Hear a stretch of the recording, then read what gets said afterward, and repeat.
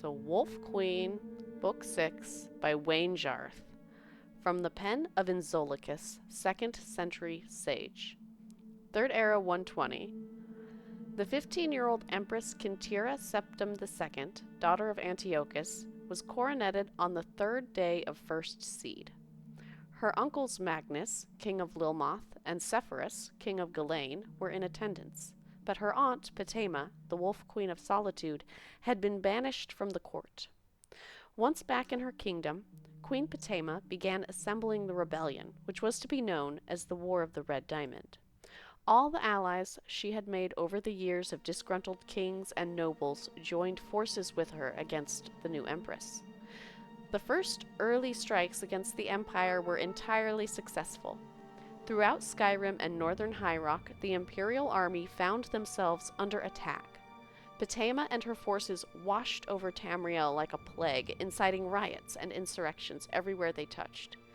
In the autumn of the year, the loyal Duke of Glenpoint on the coast of High Rock sent an urgent request for reinforcements from the Imperial army, and Kintyra, to inspire the resistance to the Wolf Queen, led the army herself.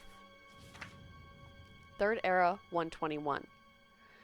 We don't know where they are, said the Duke, deeply embarrassed.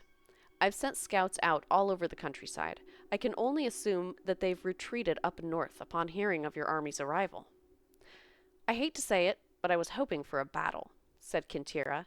I'd like to put my aunt's head on a spike and parade it around the empire. Her son Uriel and his army are right on the border to the imperial province, mocking me. How are they able to be so successful?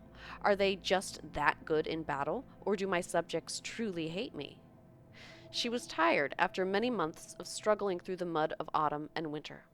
Crossing the Dragontail Mountains, her army nearly marched into an ambush. A blizzard snap in the normally temperate barony of Dwynnon was so unexpected and severe that it must certainly have been cast by one of Potema's wizard allies. Everywhere she turned, she felt her aunt's touch. And now, her chance of facing the Wolf Queen, at last, had been thwarted. It was almost too much to bear. It is fear, pure and simple, said the Duke. That is her greatest weapon. I need to ask, said Kintyra, hoping that by sheer will she could keep her voice from revealing any of the fear the Duke spoke of.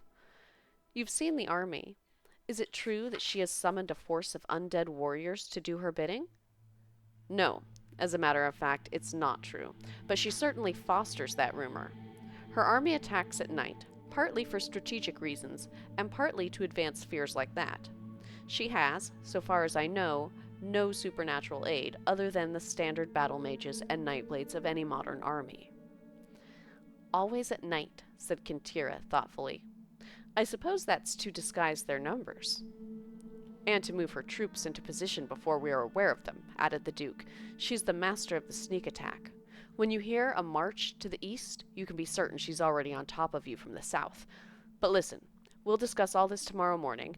I've prepared the castle's best rooms for you and your men. Kintyra sat in her tower suite, and by the light of the moon and a single tallow candle she penned a letter to her husband-to-be, Lord Modellus, back in the imperial city.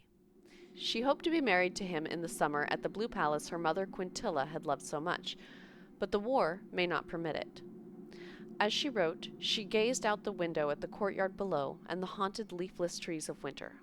2 of her guards stood on the battlements, several feet away from one another. Just like Modellus and Kintyra, she thought, and proceeded to expound on the metaphor in her letter. A knock on the door interrupted her poetry. A letter, your majesty, from Lord Modellus, said the young courier, handing the note to her. It was short, and she read it quickly, before the courier had a chance to retire. I'm confused by something. When did he write this? 1 week ago, said the courier. He said it was urgent that I make it here as quickly as possible while he mobilized the army. I imagine they've left the city already. Kintyra dismissed the courier. Modellus said that he had received a letter from her, urgently calling for reinforcements to the battle at Glenpoint. But there was no battle at Glenpoint, and she had only just arrived today. Then who wrote the letter in her handwriting, and why would they want Modellus to bring a second army out of the imperial city into High Rock? Feeling a chill from the night air at the window, Kintyra went to shut the latch. The 2 guards on the battlements were gone. She leaned over at the sound of a muffled struggle behind one of the barren trees and did not hear the door open.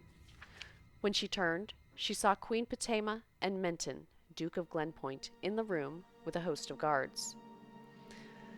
"You move quietly, Aunt," she said, after a moment's pause. She turned to the Duke. "What turned you against your loyalty to the Empire? Fear?" "And gold," said the Duke simply. "What happened to my army?" asked Kintyra, trying to look Potema steadily in the face. "Is the battle over so soon?" "All your men are dead," smiled Potema.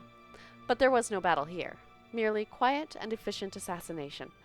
There will be battles ahead, against Medellis in the Dragontail Mountains and against the remnants of the Imperial army in the city. I'll send you regular updates on the progress to the war." "So I am to be kept here as your hostage?" asked Kintyra flatly, suddenly aware of the solidity of the stones and the great height of her tower room. "Damn you, look at me! I am your empress." "Think of it this way. I'm taking you from being a fifth-rate ruler to a first-rate martyr," said Potema with a wink. "But I understand if you don't want to thank me for that."